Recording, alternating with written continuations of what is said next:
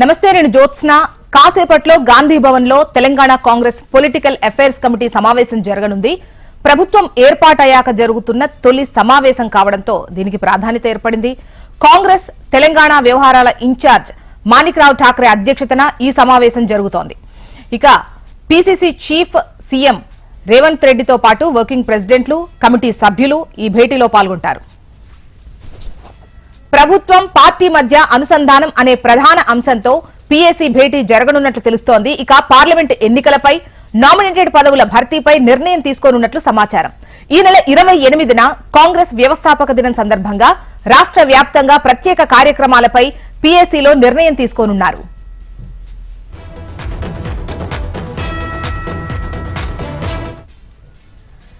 కాసేపట్లో గాంధీ భవన్ లో Telangana Congress political affairs committee సమావేశం జరగనుంది. దీనికి సంబంధించి వివరాలు మనకు నాగరాజు అందిస్తారు. నాగరాజు, మరి కాసేపట్లో పొలిటికల్ అఫైర్స్ కమిటీ సమావేశం జరగబోతుంది.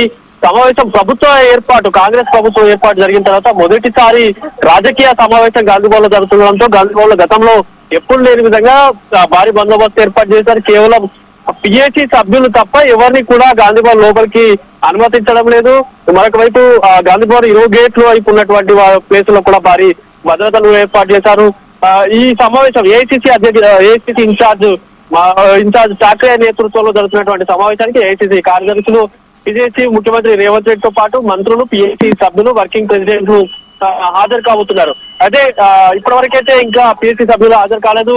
వర్కింగ్ ప్రెసిడెంట్ జగ్గారెడ్డి మొదటిసారి గాంధీ భవన్ వచ్చారు. ఆయన కొద్దిసేపటి క్రితమే గాంధీ భవన్ లోపలికి వెళ్లారు. ప్రధాన ఎజెండాగా ఎన్నికల తర్వాత జరుగుతున్నటువంటి పీఏసీ సమావేశంలో ఏం చర్చించబోతున్నదే కొంత ఆసక్తి నెలకొంది. కొద్దిసేపు లోపలికి ఏఐసీసీ ఇన్ఛార్జ్ ఠాక్రే ప్రస్తుతం గాంధీ భవన్ లోపలికి వెళ్తున్నారు. మరోవైపు మంత్రులు తో పాటు ముఖ్యమంత్రి రేవంత్ రెడ్డి కూడా రావాల్సి ఉంది. దీంతో పాటు లోక్సభ ఎన్నికల్లో వ్యవహరించాల్సినటువంటి అంశాలపైన కూడా చర్చించబోతున్నారు. ప్రభుత్వ ఏర్పాటు జరిగి 10 రోజులు అయింది కాబట్టి ఈ 10 రోజుల పరిపాలన పైన కూడా కొంత పార్టీ పరంగా సమీక్ష ఉండబోతుంది. ప్రజలకి, ప్రభుత్వానికి మధ్యవర్తిగా ఒక వారధిగా పార్టీకి సంబంధించిన పార్టీ ఉండబోతుంది, పార్టీ నేతలు ఉండబోతున్నారు. కాబట్టి వీటన్నిటిపైన ఈ రోజు జరిగేటువంటి కీలక సమావేశంలో చర్చించబోతున్నారు. దీంతో పాటు మొన్నటి ఎన్నికల్లో టికెట్ త్యాగాలు చేసినటువంటి నేతలు ఉన్నారు. వీరితో పాటు పోటీ చేసి ఓడిపోయినటువంటి నేతలు ఉన్నారు. వీరంతా ఎమ్మెల్సీ ఆశిస్తున్నారు. ప్రస్తుతం గవర్నర్ కోటాలో 2, మిగిలిన 4 కోటాకు సంబంధించి 4 ఎమ్మెల్సీ ఉన్నాయి కాబట్టి 6 ఎమ్మెల్సీలకు పైన కూడా ప్రధానంగా చర్చ ఉండబోతుంది. దీంతో పాటు పార్టీకి సంబంధించిన కార్యక్రమాలు చేయాల్సిన దానిపైన కూడా ఉండబోతుంది. అంటే నాగరాజు, పార్టీకి అదే విధంగా ప్రభుత్వానికి అనుసంధానింపబడేటువంటి కార్యక్రమాలపై కూడా ముఖ్యంగా ప్రణాళిక రచించబోతున్నట్టుగా తెలుస్తోంది. కాంగ్రెస్ వ్యవస్థాపక దినం సందర్భంగా కూడా వివిధ కార్యక్రమాలు నిర్వహించాలి, ప్రభుత్వం పార్టీ అన్నటువంటి అనుసంధానంగా ఉండేటువంటి కార్యక్రమాలు అని చెప్పేసి ముఖ్యంగా ఈ సమావేశం ఉండేటువంటి ఛాన్సెస్ ఉన్నాయి అంటున్నారు. మరి దీనికి సంబంధించి మీ దగ్గర డీటెయిల్స్ ఏంటి? పార్టీ వ్యవస్థాపక దినం సందర్భంగా ఏఐసీసీ ఇప్పటికే కార్యక్రమాలు చేపడుతుంది. ఫండింగ్ పేరుతో కొన్ని కార్యక్రమాలు చేపట్టడం, లోక్సభకు సంబంధించిన ఎన్నికల్లోపు దాన్ని అన్ని రాష్ట్రాలు అమలు చేయాలని భావిస్తారు. కాబట్టి అది ఏఐసీసీ ఆదేశాల మేరకు ఏఐసీసీ చెప్పినటువంటి కార్యక్రమాలు ఇక్కడ పీసీసీ ఇంప్లిమెంట్ చేయాల్సి ఉంటుంది. ముఖ్యంగా రాష్ట్రంలో ఎన్నికల తర్వాత జరుగుతున్నట్టు సమావేశంలో భాగంగా జరుగుతున్నటువంటి ఎజెండాగా ఉండబోతుంది. లోక్సభలో మెజార్టీ స్థానాలు లోక్సభ ఎన్నికల్లో కైవసం చేసుకోవడంలో భాగంగా ఈ సమావేశంలో నామినేటెడ్ పోస్టులు ఉన్నాయి. నామినేటెడ్ పోస్టులకు సంబంధించిన వాటిలో ఎవరెవరైతే ఆశిస్తున్నారో వారంతా ఢిల్లీ స్థాయిలో లాబింగ్ చేస్తున్నారు. దీంతో పాటు పార్టీకి సంబంధించిన కార్యక్రమాల్లో కార్యకర్తలను భాగస్వామ్యం చేయాలి. పార్లమెంట్ ఇన్ఛార్జీలు ఎవరైతే ఉన్నారో ఇప్పటికే వారితో ఏఐసీసీ ఇన్ఛార్జ్ ఠాక్రే సమావేశాన్ని ఏర్పాటు చేసి వారిని పార్లమెంట్ ఎన్నికలకు సంబంధించి ఎలా వ్యవహరించాలన్న దానిపై కూడా ఎప్పటికప్పుడు వారికి దిశానిర్దేశం చేస్తున్నారు. కాబట్టి ఈ రోజు జరుగుతున్నటువంటి సమావేశానికి చాలా ఆసక్తి నెలకొంది. గతంలో పీఏసీ సమావేశం వేరు, ఇప్పుడు ప్రభుత్వం ఏర్పడి జరుగుతున్నటువంటి పీఏసీ సమావేశంలో చాలా కీలకంగా ఉండబోతుంది. ప్రభుత్వం ఏర్పాటు జరిగిన తర్వాత 6 గ్యారంటీ స్కీమ్స్ లో ఇప్పటికే మహాలక్ష్మి పథకం ద్వారా బస్సులకు ఉచిత బస్సు, మహిళలకు ఉచిత బస్సు సౌకర్యం కల్పిస్తుండడం, ఆరోగ్యశ్రీ ద్వారా 10 లక్షల వరకు చేస్తున్నారు. కాబట్టి మిగిలిన 6 గ్యారంటీ స్కీమ్స్ లో అమలు చేయాలి అని గతంలో మేనిఫెస్టో 100 రోజుల్లో పూర్తి స్థాయిలో హామీలు అమలు చేస్తామని చెప్పారు. కాబట్టి వాటి అంశం పైన ప్రజల్లో ఏమనుకుంటున్నారు, పార్టీకి సంబంధించిన అంశాలపైన కూడా చర్చించబోతున్నారు. దీంతో పాటు కొన్ని ఉత్తర తెలంగాణలో పార్టీ కొన్ని స్థానాలు కోల్పోయింది. ముఖ్యంగా నిజామాబాద్, ఉమ్మడి మెదక్ జిల్లాలో పార్టీ కొంత బలహీనంగా కనిపిస్తుంది కాబట్టి పార్టీ బలోపేతంపై దృష్టి సాధించాలి.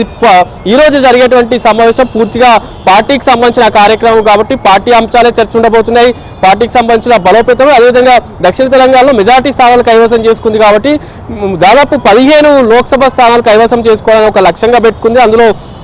అందులో భాగంగా ఎక్కడెక్కడ బలహీనంగా ఉందో అక్కడ బలోపేతం చేయడం, దీంతో పాటు కొత్తగా వచ్చినటువంటి వారికే మొన్న టికెట్లు కేటాయించారు, గెలిపించుకున్నారు. ముందు నుంచి పార్టీ కోసం పనిచేసినటువంటి నేతలకి టికెట్లు రాలేవు. వారంతా గతంలో హామీ ఇచ్చారు, ఎమ్మెల్సీలు ఇవ్వడం కానీ కార్పొరేషన్ చైర్మన్లు వివిధ నామినేటెడ్ పోస్టులు ఇస్తామని హామీ ఇచ్చారు కాబట్టి వారు ఇప్పటికే పీసీ చీఫ్ను కలుస్తున్నారు, అధిష్టానం పెద్దలను కూడా కలుస్తున్నారు కాబట్టి ఆ అంశం చర్చ ఉండబోతుంది.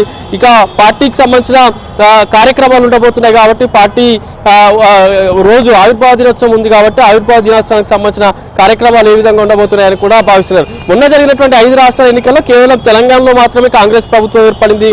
ఈ కాంగ్రెస్ ఇక్కడ జరుగుతున్నటువంటి అమలు చేస్తున్న కార్యక్రమాలు భవిష్యత్తులో ఇతర రాష్ట్రాలకు కూడా ఇక్కడ తీసుకొని ప్రస్తుతం కర్ణాటకలో అమలు చేస్తున్నారని తెలంగాణలో చేశాం. తెలంగాణలో అమలు చేస్తున్న పథకాలు ఇతర రాష్ట్రాలను చూసి ఎన్నికలకు ఉపయోగపడే విధంగా ఉండాలని కాబట్టి కార్యక్రమాలు కూడా ఆ ఉద్దేశంతోనే చాలా పెద్ద ఎత్తున ప్లాన్ చేస్తున్నారు. మొన్న ఎన్నికల్లో ఆ హామీలను నమ్మి ప్రభుత్వాన్ని ఏర్పాటు చేశారు కాబట్టి ప్రస్తుతం సమావేశం ప్రారంభం కాగానే ప్రజలకి ధన్యవాద తీర్మానం చెప్తూ ఒక తీర్మానం చేయబోతున్నారు. దాంతోపాటు ఇతర ఎమ్మెల్సీలు ఉన్నాయి, కొన్ని డీసీసీ అధ్యక్షులు ఖాళీ ఉన్నాయి. ఆదిలాబాద్ పార్టీ నుంచి సస్పెండ్ చేశారు, ఆయన టికెట్ రాకపోవడంతో ఆదిలాబాద్ ఖాళీ ఉంది.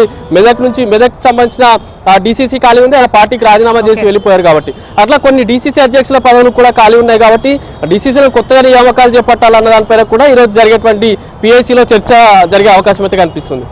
రైట్ నాగరాజు.